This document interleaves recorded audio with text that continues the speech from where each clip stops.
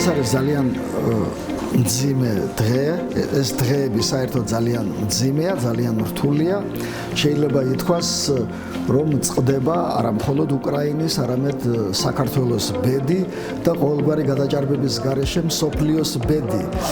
აი ამ ვითარებაში გვიწევს ჩვენ აქ მუშაობა, ამ ვითარებაში მოგვიწია ამ პატარა ღონისძიების ჩატარება.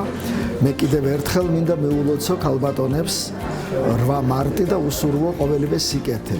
მშვიდობა უპირველეს ყოვლისა, ჯანმრთელობა მინდა უსურვო და რასაკვირველია საკუთარ სახლებში დაბრუნება. დიდი მადლობა მინდა გადაუხადო აფხაზეთის უმაღლეს საბჭოს ასე დაძაბულ დროს ჩვენი ქალბატონების გახსენებისათვის და ქალთა საერთაშორისო დღის მოლოცვისათვის. ჩვენ ქართველი ექიმები და მათ შორის ტუბერკულოზისა და ფილტვის დაავადებათა ეროვნული ცენტრის თანამშრომლები დიდი სიყვარულით, პატივისცემით ვართ გამსჭვალული ჩვენი აფხაზი თანამოძმეების მიმართ. მე ძალიან მიხარია, რომ აფხაზეთის მთავრობა, აფხაზეთის ხელმძღვანელობა ხედავს ქართველი ექიმების დამსახურებას და დღევანდელი დღეც ამის ნათელი დადასტურება. კიდევ ერთხელ მადლობას ვუხდი მათ ჩვენი შრომის ღირსეული დაფასებისათვის.